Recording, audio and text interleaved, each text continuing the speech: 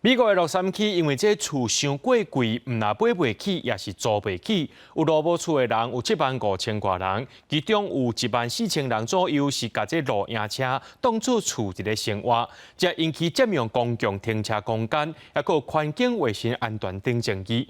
洛杉矶市议会8月底有通过露营车使用甲买卖规范，希望会当减少社会乱象。洛杉矶郡的伯本克有世界媒体之都的号称，因为国家广播公司、华特迪士尼公司，也有美国广播公司的媒体总部拢是伫遮。东西向的森林草坡大道，一个看去，大路两边拢互露营车占掉咧，有的一个停就几啊个月，甚至是几啊年的时间。In 2011, I became homeless because I couldn't afford my rent, and I ended up living in tents or bushes or whatever. Then I got into an RV, and that's more like a home kind of thing.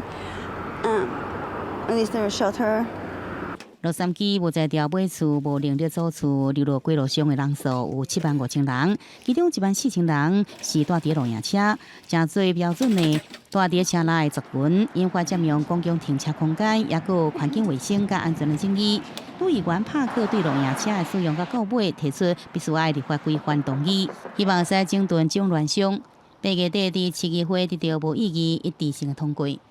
Sure. So we have thousands of businesses that are being operated on our city streets. And so the new ordinance would require the sale or lease of an RV here in the city of Los Angeles to comply with all other state and federal laws, including that the operator have a valid driver's license, that it meet basic operability standards, as well as things like fire and environmental standards.